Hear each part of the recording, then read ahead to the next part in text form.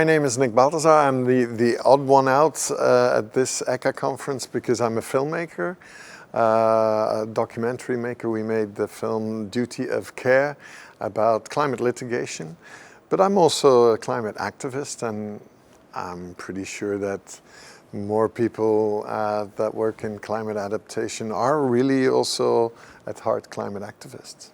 I know that as a documentary filmmaker you should be somewhat objective, but as a climate activist we're kind of past that, and so I made this film on climate litigation because I fear that this might be one of the last resorts to finally get that climate action that we desperately need. So in that respect, I am what they call a journalist activist, you see, journalist. I'm a fiction filmmaker, and I wanted to make a film about all these people who I think should have trouble looking into the mirror because they work for a big oil or a big gas, or the people wrecking our planet.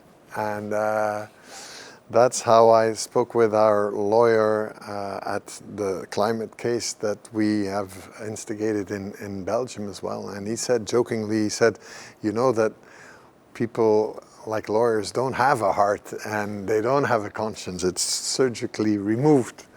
And then he started to talk about the case he was going to do where he was after Shell as one of the big polluters in Europe and indeed the world. And I'm happy that we didn't do a fiction film but a documentary about that, because it was really a landmark ruling where for the first time a judge said in a Dutch court that even big multinational oil and gas corporations have a responsibility to kind of stop what they're doing and make this transition as fast as possible. And that was when I knew that as a documentary filmmaker you can really make an impact as well, because at these kind of conferences you can also, well, help people with communication towards a broad audience, and sometimes, well, climate change seems so abstract that we really need stories.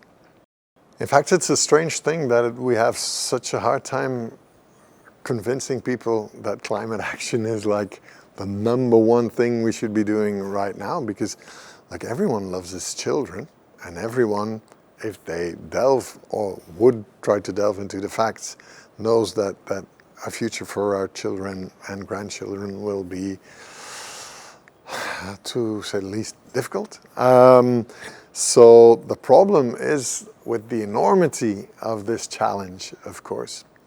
Take, for example, climate adaptation and all the rainfall and the drought and all these catastrophes that are going to haunt us for the years to come.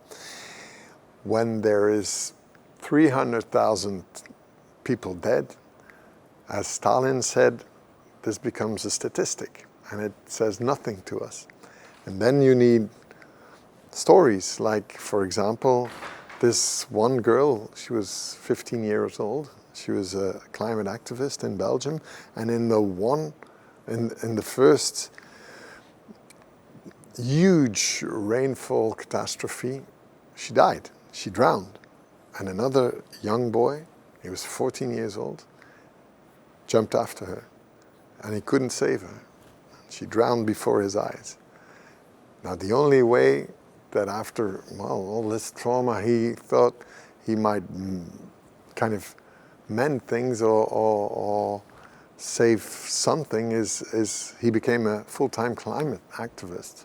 That's the story that we told in a play called For Rosa, and we're going to show it also here at the ECCA Festival, Congress, because it's important for people here who have to convince other people about why climate action is so important, to tell stories, because, well, numbers and statistics and graphs just sometimes won't cut it.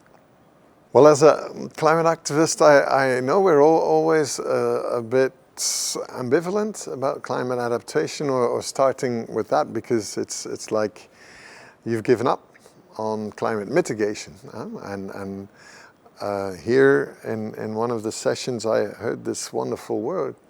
It was new to me, that said it's adaptation, which is to say, of course, we should do both. We're gonna have to adapt, but we're gonna have to put out the fire first, or as best we can. And that's why adaptation and mitigation will always go hand in hand, but we should never forget about the mitigation part and the adaptation part. So adaptation, I thought it was a good new word to use. Born here at ECCA.